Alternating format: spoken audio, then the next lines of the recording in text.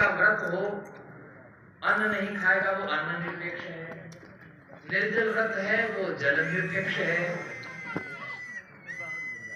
ऐसा होता है क्या? और धर्म निरपेक्ष का मतलब जहां के प्रशासन को किसी एक धर्म के प्रति पक्षपात नहीं हो। इस शब्द को बनाने की आवश्यकता क्यों पड़ी? ऐसा कोई पदार्थ नहीं धरती में जो धर्म निरपेक्ष है। ये पुष्प धर्म निरपेक्ष है क्या? ये माइक धर्म निरपेक्ष है क्या? इस माइक का धर्म क्या है? इस माइक का धर्म है आने वाली सूक्ष्म आवाज को क्या व्यापक करके प्रस्तुत करना। अग्नि का सेवन क्यों करते हैं? कि उसमें निसर्ग सिद्ध गुणधर्म से हम लाभान्वित हो गए। धर्म का मतलब ही है धारणा धर्म। जो धारण करे उसका नाम धर्म है। और बहुत सरल परिभाषा अगर हम धर्म की कहें तो वो ये है, किसी भी पदार्थ, किसी भी वस्तु, ध्यान से सुनना, किसी आजकल जो प्रवचनों की परंपरा चल रही उसमें ज्ञान विज्ञान का लोप हो गया। कथा मनोमज्जन का कार्य करती थी, कथा मनोरंजन का साधन बन गई। ये भी विनाश हुआ, विस्फोट हुआ, पतन हुआ, ह्रास हुआ, हमारी बड़ी हानि हुई। हमारे विद्वानों को सुनकर हम पता नहीं किन को सुनने लग गए।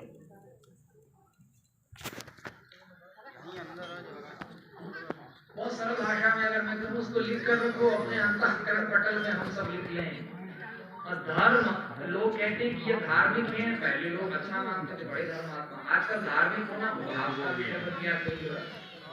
तो भैया ध्यान से सुनिए, धर्म की एकदम सटीक शास्त्र सम्मत और अत्यंत व्यावहारिक सर्वग्राह्य परिभाषा क्या है? ध्यान रखिए,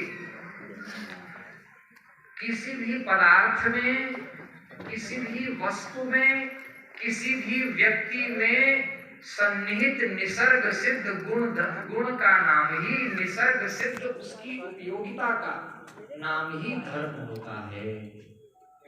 जो उसके अस्तित्व को धारण करता, चीनी में मिठास उसका धर्म है कि नहीं? अग्नि में दाहकता, प्रज्वलता, उज्ज्वलता, प्रकाशकता उसका धर्म है। जल में शीतलता उसका धर्म है। पृथ्वी में धारकता उसका धर्म है। आकाश में अवकाश प्रदातृत्व, आकाश में अवकाश प्रदान क्षमता उसका धर्म है। अच्छा, जिनको धर्म नहीं चाहिए, जो धर्म निरपेक्ष हैं, उनसे बोला जाए आप किसी धर्म के पक्षधर नहीं है, हम पक्षधर नहीं है। अब जिन जिन पदार्थ में जो जो धर्म है, उन धर्मों को छोड़कर वो पदार्थ आपको दिया जाएगा, क्योंकि आप धर्म निरपेक्ष। अग्नि को आपको दी जावे लेकिन उसमें दाह न हो, लेकिन उसमें प्रकाश न हो। जल को दिया जाए लेकिन उसमें पोषण न हो, उसमें प्राण न हो, उसमें शीतलता न हो। बाहर के पदार्थों को छोड़ दीजिए। दर्शन नेत्र का धर्म है। दृश्यते अनेन इति दर्शनम्। नेत्र का धर्म है दर्शन। अगर नेत्र धर्म निरपेक्ष हो जाए, अगर कान धर्म निरपेक्ष हो जाए, अगर हमारी इंद्रियां धर्म निरपेक्ष हो जाए, अगर हमारा अंतःकरण, मन, बुद्धि, चित्त, अहंकार, हाँ, ये सब अगर धर्म निरपेक्ष हो जाएं, एक क्षण भी धर्म रहित विश्व की कल्पना नहीं की जा सकती है।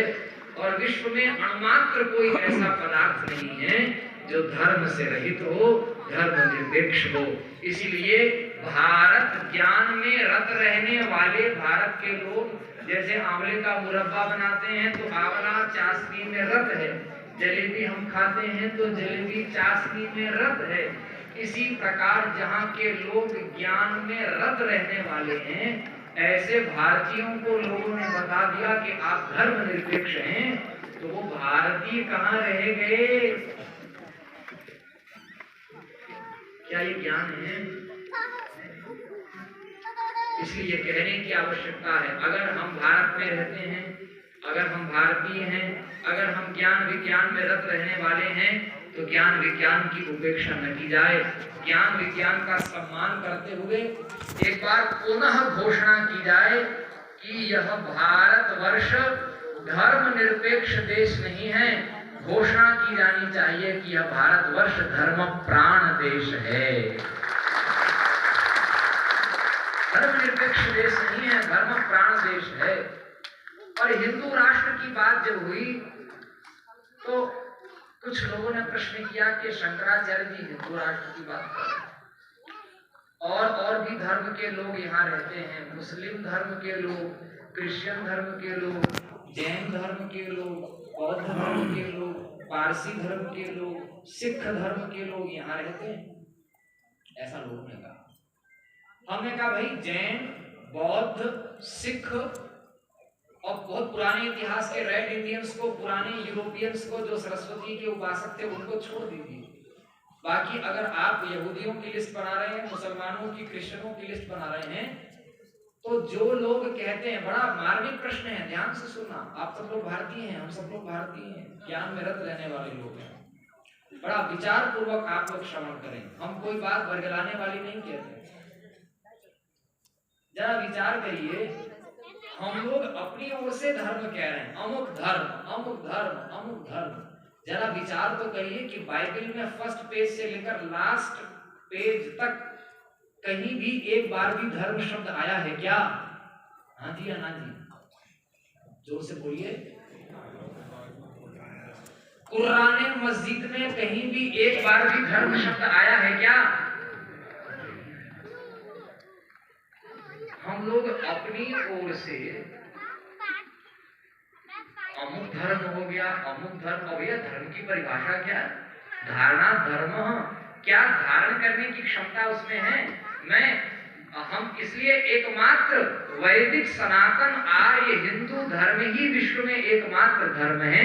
बाकी सब पंथ हैं, मजहब हैं, रिलीजन हैं, वो धर्म नहीं। हाँ, जैन, सिख, बौद्ध ये पृथक नहीं है, ये ओंकार को मानने वाले हैं, ये पूर्व जन्म को, पुनर्जन्म को मानने वाले हैं, अग्नि संस्कार को मानने वाले हैं, जीव तत्व को मानने वाले हैं। इसीलिए जो प्रणव को मानता, प्रणव क्या है? श्रीमद् भगवद गीता में गीताचार्य नंदन श्याम सुंदर का वचन याद रखिए, ओम इत्येकाक्षरम ब्रह्म। भगवान वेद ओम के संदर्भ में कह रहे हैं, सर्वे वेदा हयत पद्मा मनंति। ओम क्या है? वेदों का बीज है। जैन भी वैदिक हैं, सिख भी वैदिक हैं, बौद्ध भी वैदिक हैं, वो वेद के बीज को मानने वाले, पूर्व जन्म को, पुनर्जन्म को, पाप को, पुण्य को, धर्म शास्त्र की मर्यादा को मानने वाले। ये अवैदिक नहीं है, ये अहिंदू नहीं है। और सरदार जी आपको देखकर मुझे बात याद आती है, गुरु गोविंद सिंह को याद करिए।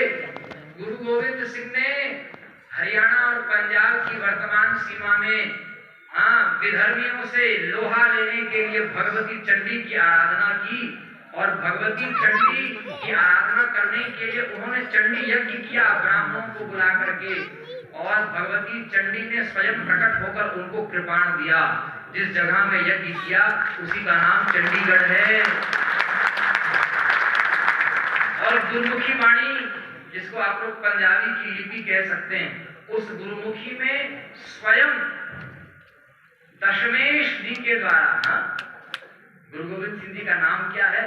दशमेश, जिन्होंने ब्राह्मण के शिखा और ब्राह्मण की चोटी और जनेऊ के लिए अर्जुन सिंह जी को याद करिए, गुरु गोविंद सिंह जी को याद करिए। अर्जुन सिंह जी ने अपने प्राणों की आहुति शिखा सूत्र की रक्षा के लिए दी कि नहीं दी? और गुरु गोविंद सिंह जी ने भगवती चंडी की पंजाबी भाषा में, गुरुमुखी भाषा में दुर्गा सप्तशती का अनुवाद स्वयं गुरु गोविंद सिंह जी ने किया। उसी का नाम पंजाब में चंडी की बार है।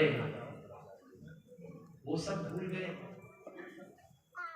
और गुरु गोविंद सिंह के उस वचन को याद रखिए, गुरु गोविंद सिंह जी ने सिख धर्म की स्थापना नहीं की, सिख पंथ की स्थापना की। जगे धर्म हिंदू, खालसा पंथ भागे। ये मेरा नहीं, ये गुरु गोविंद सिंह जी का वचन है। धर्म तो वैदिक सनातन आर्य हिंदू धर्म है। सिख क्या है? ये पंथ है। जब क्षत्रिय सनातन धर्म की रक्षा करने के लिए पर्याप्त नहीं हुए तो वैकल्पिक सेना, जैसे राम जी ने जंगल में बानरों की सेना बनाई, ऐसे गुरु गोविंद सिंह जी ने निहंग सिखों की सेना बनाई। जगह धर्म हिंदू। और सामान्य बात नहीं, आज जगत गुरु जी कह रहे हैं हर हिंदू सेना हो, हर हिंदू सनातनी, हर हिंदू सैनिक हो नहीं कह रहे हैं। क्या कह रहे हैं? हर हिंदू सेना हो। एक एक हिंदू सेना का काम किए। वो वचन कहां से लिया? दशमेश गुरु गोविंद सिंह जी कहते हैं 1.25 ते एक लड़ाऊं, तब गुरु गोविंद सिंह कहलाऊं। एक विधर्मी नहीं, हाँ 1.25 विधर्मी आगे खड़े हों तो हमारा एक योद्धा सेना का काम करे। वो कैसे होगा? मेवाड़ में चले जाइए, वहां का प्रामाणिक इतिहास मैं कॉलेज नहीं पढ़ा सकते। NCERT जो